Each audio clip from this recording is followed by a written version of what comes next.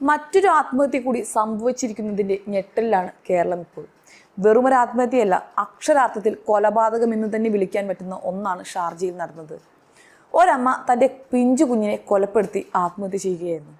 കുടുംബ പ്രശ്നങ്ങളുടെ പേരിൽ അകന്നു കഴിയുകയായിരുന്ന വിഭജിക ഭർത്താവ് നിതീഷിന്റെ പണക്കൊതി മൂലമാണ് ആത്മഹത്യ ചെയ്തത് എന്നാണ് ലഭ്യമാകുന്ന വിവരം.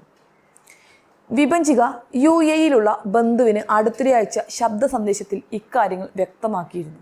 ഒരു വർഷമായി താനും നിതീഷും അകൽച്ചയിലാണെന്നും മകൾ വൈഭവി പിറന്നതിൽ പിന്നെ ഇതൊട്ടും ഇല്ലാണ്ടായെന്നും യുവതി പറയുന്നുണ്ട്. ഇങ്ങനെ കടുത്ത മാനസിക സമ്മർദ്ദത്തിലായിരുന്നു യുവതിയെന്നാണ് പുറത്തു വരുന്ന സൂചനകൾ. ജീവിതത്തിലെ സമ്മർദ്ദമെല്ലാം ഞാനാണ് അനുഭവിക്കുന്നത്. വീട്ടുകാര്യങ്ങൾ നോക്കേണ്ടതും കുഞ്ഞിനെ നോക്കേണ്ടതുമെല്ലാം ഞാൻ തന്നെ. എൻ്റെ കുഞ്ഞ് പട്ടിക്കുഞ്ഞിനെ പോലെ വീട്ടിൽ കിടക്കുന്നു. നിതീഷിന് അയാളുടെ കാര്യം മാത്രം നോക്കി നടന്നാൽ മതി. ഒരു വർഷത്തിനിടയ്ക്ക് അയാൾ കൊച്ചിനെ 4-5 തവണ മാത്രമേ വെളിയിൽ കൊണ്ടുപോയിട്ടുള്ളൂ. അതും നാട്ടുകാരെ ബോധിപ്പിക്കാൻ അമ്പലത്തിലോ മറ്റോ ഒന്ന് കൊണ്ടുപോകും. എന്നാൽ അയാൾ അയാളുടെ സഹോദരിയോടും അവരുടെ കുട്ടികളോടുമൊപ്പം എപ്പോഴും യാത്ര ചെയ്തും മറ്റും സന്തോഷത്തോടെ കഴിയുന്നുണ്ട്. അയാളുടെ വായിൽ നിന്നും പുറത്തു വരുന്ന വാക്കുകൾ മറ്റുള്ളവരോട് പറയാൻ പറ്റാത്ത വിധം വളരെ മോശമാണ്. അതുകൊണ്ട് അതിവിടെ ഞാൻ പറയുന്നില്ല.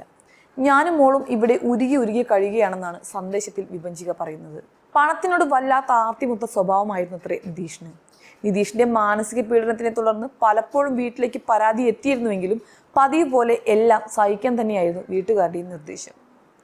കുടുംബ പ്രശ്നം കാരണം മകളുടെ കഴുത്തിൽ കയറിട്ട് തൂക്കിയ ശേഷം മറ്ററ്റത്ത് വിഭജികയും തൂങ്ങി മരിക്കുകയായിരുന്നു. ദുബായിയിലെ സ്വകാര്യ കമ്പനിയിൽ HR വിഭാഗത്തിൽ ജോലി ചെയ്യുന്ന വിഭജികയും നിതീഷും കഴിഞ്ഞ കുറച്ചു കാലമായി സുരക്ഷയിലായിരുന്നില്ല. മാത്രമല്ല ഇരുവരും വെവ്വേറെ സ്ഥലത്തായിരുന്നു താമസിച്ചിരുന്നത് പോലും.